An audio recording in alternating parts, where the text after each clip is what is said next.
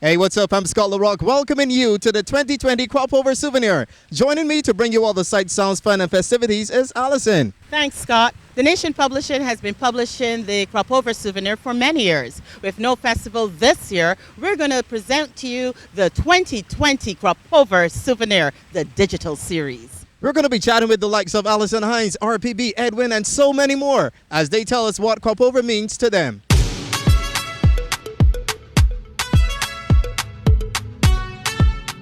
Conducting the interviews for this year's Crop Over Souvenir is the nation's very own Andrea King. In this segment, we'll be talking to the leaders of two of the biggest bands, Baje International and Power by Four. The spectacle of Grand Kadooment changed when a band called Power by Four burst onto the stadium tracks, fresh from its genesis in the Conga Line Carnival. It started, like most private events in Crop Over, with a group of friends getting together and having a good time. Power by Four was swiftly followed by Baje International. Telling us their stories are Chetwyn Stewart of Power by Four and Richard Haynes of Baje International. I don't want to brag, but I think Power by Four made a big difference. I mean, like everything else, a lot of people used to party. Like Baje used to party with us. You know, everybody used to party with us back in the day. What Power by Four did for me as a youngster coming up is it created a new landscape to go to a Crop Over Fete and have fun. And party, have Peter Coppin, who was the hottest DJ back in the day from 98.1 cranking. So it kind of brought that street entertainment to Crop Over and made it pure hype. Yeah, so he's a humble guy, so you won't say, but Power by Four was what created that real party platform in Crop Over in Barbados. I can't give the exact story, but we were playing in a band that was not Power by Four. And the truck brought down, because we did play with Power by Four for 3 years. This particular year there was a new hot band on the road that we tried out. And the truck broke down, they ran out of drinks, and I happened to be with Marcia Chandler.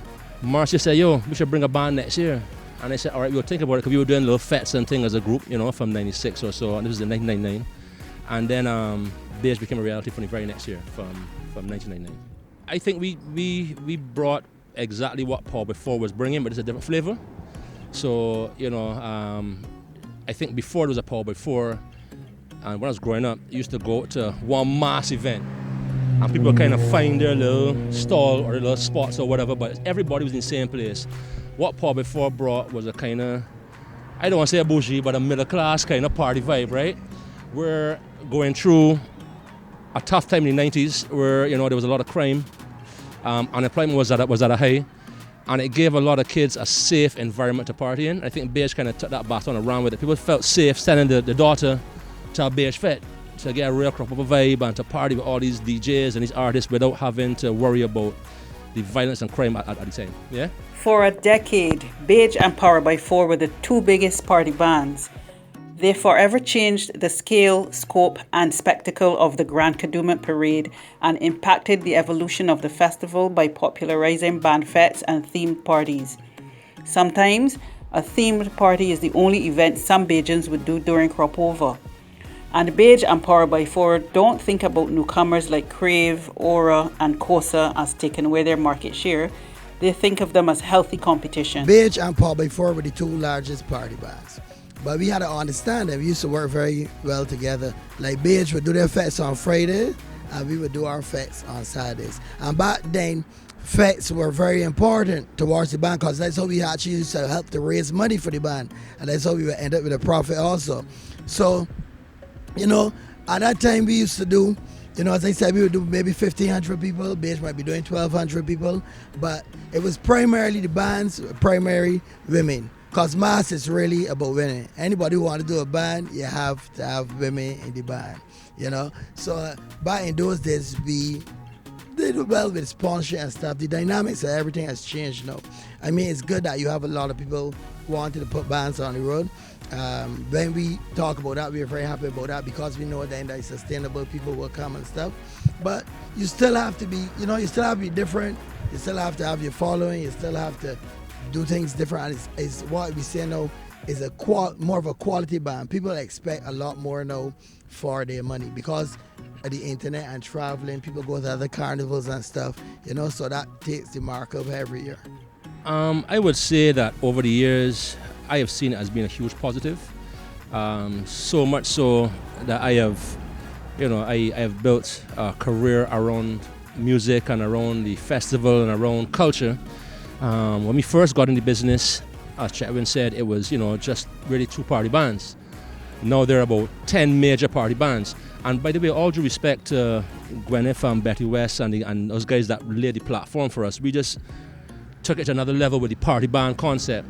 But over the years, what we found is that it's gone from just a party band to being a party brand, right? Whereby you have, thousands of followers on social media, on Instagram, on Facebook. You almost become informal representative for your country in terms of a cultural practitioner and lead and holding the flag for the country. And what began as a band with 500 local revellers is now a brand with thousands and thousands of followers around the globe. So that change has brought a lot of competition, but it's also brought a lot of potential for our industry. And I've always celebrated that. Again, we took influence from Chetwin and those guys. When I was coming home from university and partying at Paul before, I had no idea that I would have a band. There was absolutely no idea, but I did know that I had one of the best times of my life. So, just the experience with Paul before and seeing these guys do it successfully and make such an imprint on our culture gave us the confidence as Baje to try something, right? And it's good to hear that Aura and Crave and Course and those guys likewise saw that confidence in us to try something. And that's what it's all about. Because at the end of the day, I'm not going to promote it forever or a band leader forever, neither will Chetwin. But for the sector and the industry to grow, you have to have new blood coming in. And new blood will only come into something that they see as being potential for their economic progress, as well as something that's cool, right? Because they're young people. Something that's cool and, aspirational. So I'm really happy that both Paul before and Baje have played our small role in creating aspirational kind of image for entertainment and for promotions and for marketing and for music. And to me, that's the greatest thing, is that we can pass on the baton. And I will hope that for the younger generation coming up, that they will do the same. That, we all compete aggressively. And don't get tapped. Next year when Baje and Paul before Brett, we competing. But we have a level of respect for one another. And also for the rest of the bands in the industry, that we're doing this together. We will compete to get our revelers and have a great band on the road, but by competing, we all do very well and hopefully pass on that message to the youngsters coming up, like this is what is expected of mass and a kind of fraternity kind of thing. Like, if you come in this thing, do it at this level and represent the blue, black, and yellow. Don't just come in this thing for a fun thing. Yeah, so it's been a blessing and I'm truly humbled by it. Chetwin and Richard dispelled the myth that Barbados has copied wholesale from Trinidad what they did in their bands during Grand Kadooment. They discussed how Barbados also influenced many aspects of Trinidad and Caribbean masquerade and parties. What happened is that the year that we decided to bring a band, we reached out to Big Mike. And actually, Big Mike has designed for me for like 25 years. Okay? So we have a close bond, with Mike and with Trinidad. I mean, I'm a carnival person. This was my 23rd carnival this year. So there's always been that connection, but it's more than just Trinidad, it's a Caribbean vibe. A lot of people don't understand. It's like, it's like the whole Caribbean and stuff. And a lot of people think, well, all right, you went down, you worked with Trinidad and blah, blah. But Trinidad also took things from us. I was the first person to decide that I don't want a sketch, that I want people to see exactly what they're wearing. Because back in the time when I decided to do the magazine and pictures and models, Trinidad was still doing sketches. Roger Myers, I used to pay Roger Myers, who used to sketch for everybody in Trinidad for my designs and stuff.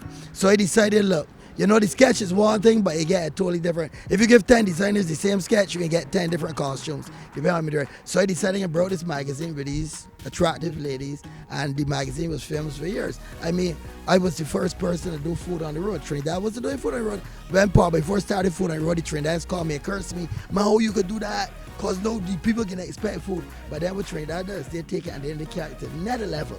You understand? They take it and they raise the bar. They don't just do food. They want to do lobster. They want to do whatever.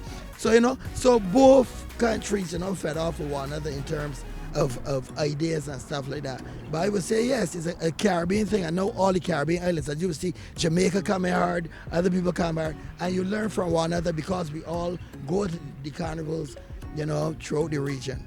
I think this is a Caribbean revolution that we are blessed to be a part of.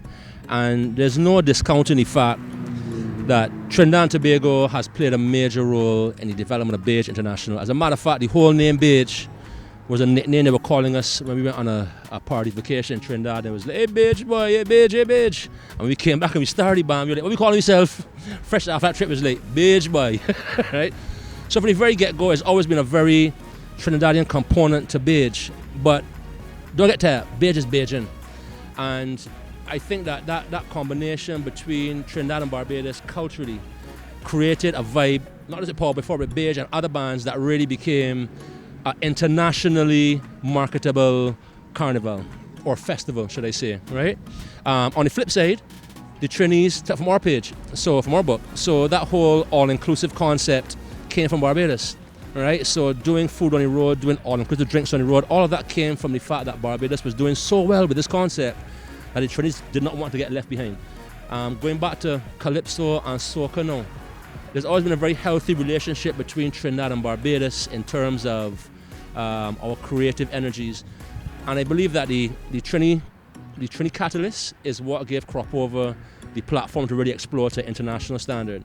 And likewise, when I go to Trinidad and Tobago, I mean, they treat me very well. We go there, we're treated extremely well. You don't pay to go to events as a promoter or someone's in mass. You don't pay to go to the fairs. They really take care of you. So I think they too understand that there's a healthy relationship between us and them in terms of us both being great at soca, at calypso, at mass, because we are the greatest in the world when it comes to that.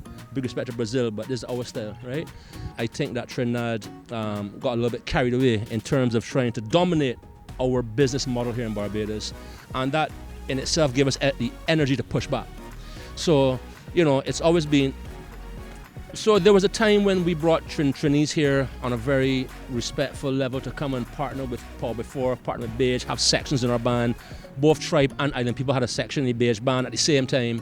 Chetwin was doing white, it was glow for years. We did girl power, but it was always that Trinis were coming to Barbados to do business here with Barbadian partnerships, and it became a point where it got a little weird, where they would come here alone and bring in more money. This after the whole sale of a lot of large Barbadian companies were sold up to Trinidad.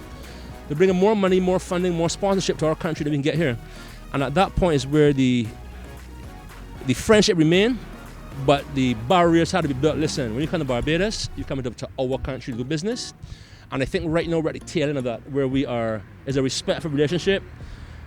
Respect them, they respect us. We respect the trade-off of culture, but I think they also know now that to come to Barbados, you have to do business with Barbadians.